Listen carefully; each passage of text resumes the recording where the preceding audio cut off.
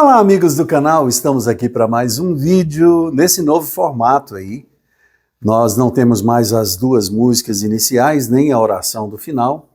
Estava tendo um problema aí com direitos autorais no YouTube, então estou separando. Estou fazendo esses vídeos agora com palavra e também vou fazer vídeos com música e voz e violão, piano e voz, né? Também músicas de estúdio. Nós acabamos de gravar uma música. Aqui eu também comecei essa modalidade de produção, então a gente está fazendo aqui em casa mesmo. E eu acabei de gravar uma música e nós vamos fazer um clipe também caseiro, né? Nossa equipe aí, a pastora Liliane, a Sara.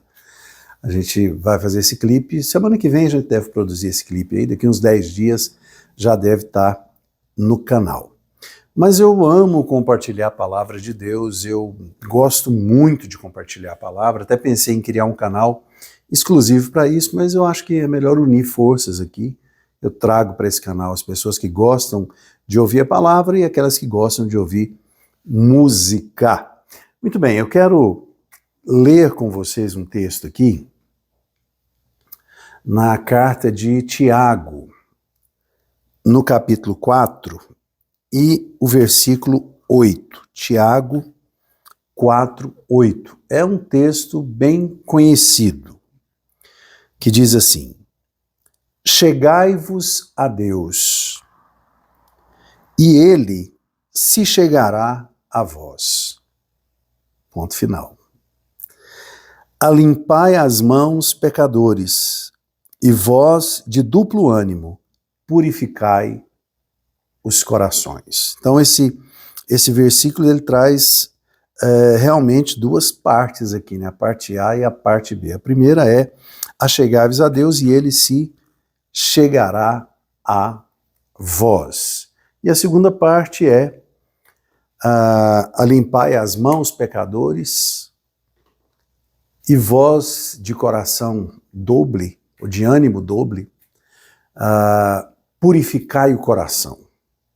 Então é um texto muito interessante. Se a gente for ler o capítulo, você vai perceber que esse é um capítulo que fala de santidade, de santificação. Na realidade, na igreja primitiva, assim como hoje, havia uma urgência muito grande de vários aspectos assim, para que o evangelho fosse pregado, entendido e vivido. Eu nem gosto muito desse termo entendido, né? Foi para que o evangelho fosse revelado às pessoas, porque na realidade a palavra de Deus é uma revelação, não dá para entender com a nossa mente. A começar do nascimento de Jesus, a partir de uma virgem, e tudo aquilo que envolve o evangelho, o próprio Deus descendo dos céus, fazendo carne, morrendo numa cruz, ressuscitando ao terceiro dia. Então isso precisa ser revelado ao nosso coração. Se a gente for, às vezes, tentar entender isso, a gente não consegue entender. Então, na época da igreja primitiva, havia essa urgência, como eu disse, assim como nos dias de hoje, até porque, embora o tempo seja linear, de maneira que começou em algum momento e vai terminar em outro momento, ele também é cíclico. Quase que não sai a palavra cíclica aqui. O tempo também é cíclico. Por quê? Porque a gente vê que as coisas... a modernidade avança, as coisas acabam acontecendo, o homem de alguma forma evolui. Às vezes a gente vê cada atitude humana aí que a gente fica pensando, será que está evoluindo mesmo? Mas tudo bem.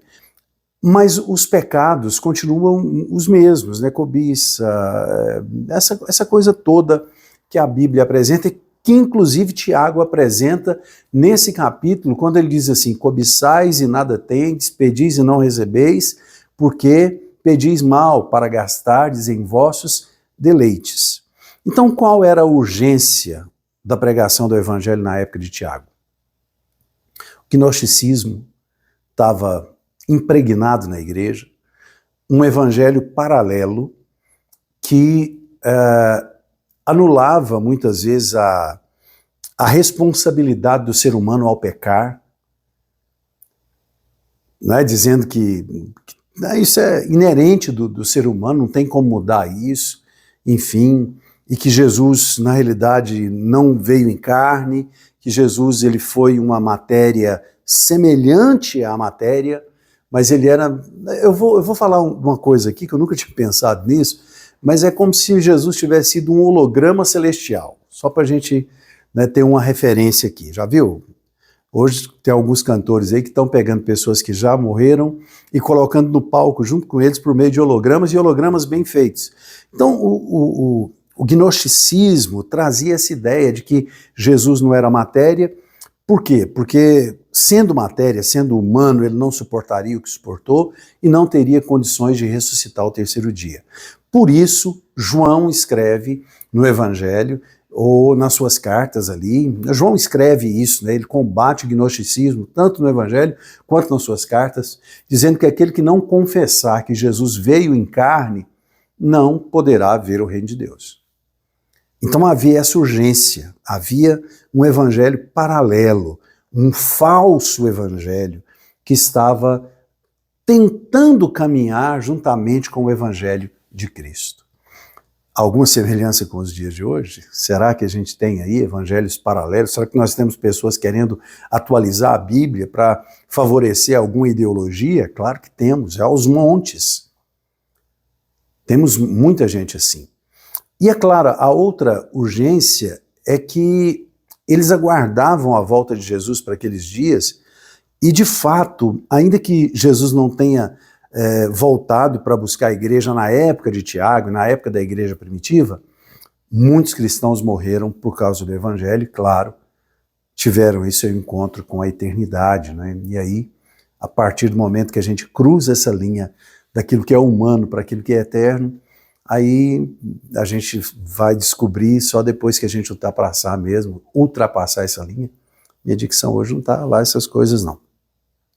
Que a gente vai descobrir realmente quem chegou na glória e quem fantasiou uma vida de evangelho aqui nessa terra. Por isso que Jesus, o próprio Jesus diz, né?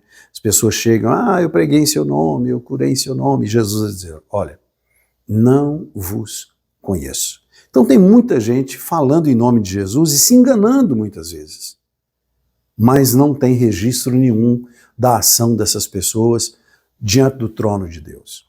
Então essa é uma das urgências que nós vivenciamos hoje também, porque esse evangelho paralelo que tem surgido aí e que, segundo a Bíblia, se possível fosse, enganaria até os escolhidos, ele tem feito com que muitas pessoas às vezes se sintam portadores da verdade, ou se sintam capazes ou com autoridade para chancelar qualquer mudança naquilo que a Bíblia diz, quando de fato isso não é possível. Eu fiz essa introdução, na realidade eu não estava nem pensando em falar sobre essa coisa desse evangelho paralelo aí, eu quero falar mais sobre isso depois.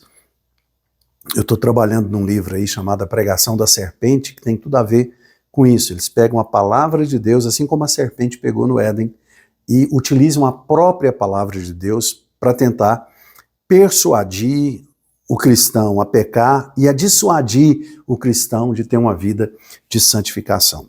Então Tiago fala para uma igreja que supostamente a gente entende que está buscando uma maturidade espiritual. E quando ele fala, chegai-vos a Deus e ele se chegará a vós, é claro que muitas pessoas traduzem esse texto hoje em dia para receber milagres, para receber bênçãos. E de fato, o que Tiago está dizendo não é isso. Tiago está falando de um relacionamento. Nos aproximarmos de Deus para que a presença de Deus se aproxime de nós. Eu tenho uma teoria aí, uma teologia particular da libertação.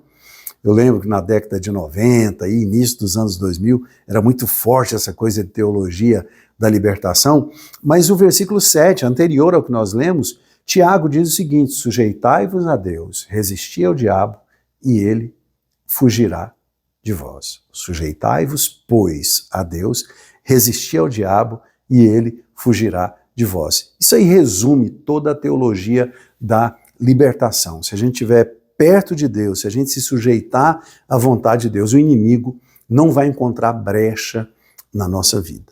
Então, a gente precisa entender isso. A igreja tem vivido um evangelho, tem se conduzido pela jornada da vida, muitas vezes sem ter a identidade de filho, sem desfrutar do que realmente Deus tem para a nossa vida. E a gente precisa desfrutar daquilo que Deus tem para nós. É claro que o mundo traz para a nossa vida aflições, a Bíblia diz isso, no mundo tereis aflições, mas nós precisamos entender também que a Bíblia diz que na presença de Deus há delícias incontáveis, ou há delícias perpetuamente, dependendo da versão. Então esse achegar-se a Deus, ele vai eliminar muito esforço humano de lutar contra o pecado. Tem muita gente que até quer ser santa, tem muita gente que até quer servir a Deus, mas ele tenta fazer isso no esforço próprio. E para a gente conseguir a santificação na nossa vida, a única maneira é nos aproximando de Deus. A única maneira é nos tornando íntimos do Senhor. E é claro que isso tem um preço. Aconteceu, eu não gosto muito de falar de mim nas pregações, a pregação precisa ser cristocêntrica. Mas tem acontecido um negócio engraçado na minha vida. Eu nunca fui tomar café.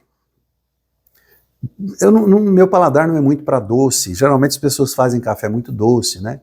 E a minha esposa, a minha mulher, né, a pastora Liliane, ela gosta muito de café e ela sempre usou ela gosta mais desses pós que se compram em feira, esses cafés mais puros, né?